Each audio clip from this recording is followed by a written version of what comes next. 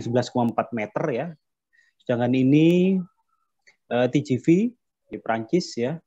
Ya ROW-nya ya beda-beda tipis ya untuk double track. Kemudian yang ini adalah Jerman ya. Juga beda tipis, ini agak lebih lebar sedikit ya. Nah, terus kemudian gaya-gaya yang terjadi pada rel. Jadi penting Anda ketahui bahwa rel itu besi dengan besi ya. Saya sudah berkali-kali mengulang.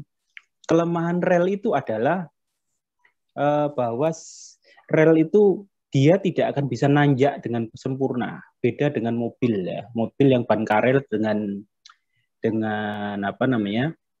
Dengan aspal ya. Itu kalau ketemu tanjakan relatif kuat. Dia bisa sampai 30 derajat lah ya.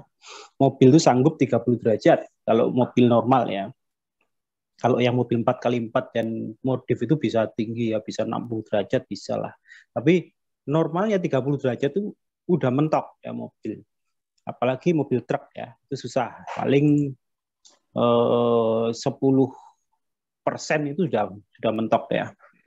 10% sudah mentok. Nah, tapi keunggulannya kereta, nah roda besi itu apa keunggulannya? Di balik keterbatasannya dia, itu ya, di balik keterbatasannya dia, itu energinya sangat efisien. Kenapa efisien? Ya, karena dia memiliki koefisien gesek yang kecil, sehingga memungkinkan kecepatan tinggi kereta api ya. Kereta api itu memungkinkan kecepatan bisa kecepatan 120, 150, 200 itu relatif lebih mudah ya dibandingkan dengan mobil. Mobil mungkin nanjak kuat, tapi kalau kecepatan tinggi itu jarang yang mampu ya, jarang yang bukan berarti nggak ada ya supercar itu. Cuma kenapa sih kok susah? Karena ya itu tadi dibalik ke grip yang dia peroleh ketika megang aspal dengan apa roda karetnya itu merupakan hambatan tersendiri ya, hambatan tersendiri ya, bahwa itu merupakan hambatan tersendiri karena itu hambatan dari koefisien gesek. Nah, ini yang menjelaskan. Nah, sedangkan kereta api itu sendiri rodanya itu bentuknya seperti ini. Jadi kalau nanti Anda mau lihat secara lebih detail kereta, rodanya itu tidak datar ya. Ini disebut berbentuk konus atau konus ya. Kenapa berbentuk konus? Nanti ada contohnya, ada ilustrasinya kenapa kok ini disebut konus ya. Jadi miring seperti ini. Ini sangat berguna. Ini ternyata sangat berguna untuk melewati kurva ya, melewati kurva geometrik. Nah, nanti ada videonya yang Anda bisa lihat sendiri ya di YouTube ya. Ini roda dengan roda ini di dalam satu sistem bugi ya. Ini dihubungkan oleh as yang rigid. Jadi roda ini sama roda kiri sama kanan itu kalau muter ya muter bareng. Itu kalau roda 4 four wheel drive itu ada locknya. Ya tidak bisa muter sendiri-sendiri, tidak bisa. Jadi kalau mobil yang biasa itu kalau satu roda ngambang itu bisa muter sendiri, sebelah kanannya enggak muter ya. Itu mobil yang tidak 4x4 biasanya. Kalau 4x4 biasanya ada locknya, itu bisa bergerak, bisa di lock, satu muter semuanya juga muter. Nah, kalau kereta api nih rodanya rigid semua. Jadi muter kiri sama muter. Nah, ini yang bentuk yang seperti ini sangat membantu ketika si kereta api ini melewati sebuah tikungan ya.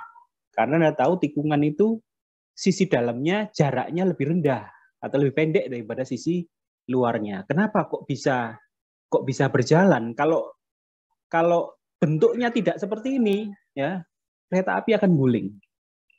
Ya, kalau bentuknya tidak seperti ini kereta api akan guling kalau lewat sebuah tikungan ya. Nah, nanti ada ilustrasi dan videonya. Bagus sekali kalau mau dilihat tapi syaratnya dengerin bahasa Inggris ya. Nah ini kemudian ya. Ada yang belum di ACC. Oh ya, oke. Terima kasih Pak. Ya udah masuk semua. Nah jadi ini gaya-gaya yang terjadi seperti ini. Jadi ada beban P ya. Beban P ini kalau beban total ya dipergandar, kemudian beban horizontal dan ada beban vertikal di sini ya. Beban horizontal ini biasanya terjadi akibat dominasinya akibat adanya gaya sentrifugal biasanya pada tikungan.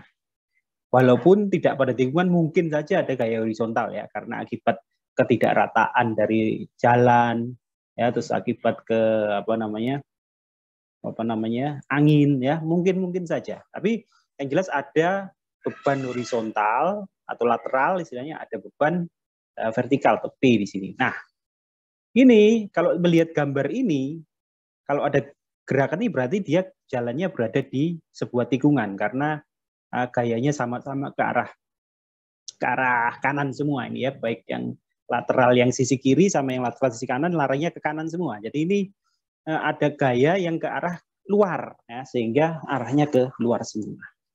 Terus gaya vertikal ini didistribusikan P yang disebut ini kepada jalan rel yang sisi kiri dan jalan yang sisi kanan. Jadi ini ada istilah-istilahnya atau penamanya beban gandar dinamik. Apa itu beban gandar dinamik? Beban gandar dinamik itu nanti merupakan beban statis dikoreksi dengan kecepatan. Nanti ada konversinya untuk proses perencanaan atau perancangan akan menggunakan beban gandar dinamik. Terus kemudian ada Q, beban roda. Jadi gandar sendiri, roda sendiri. Terus kemudian ada Y, transfer stres roda. Ya. Kemudian ada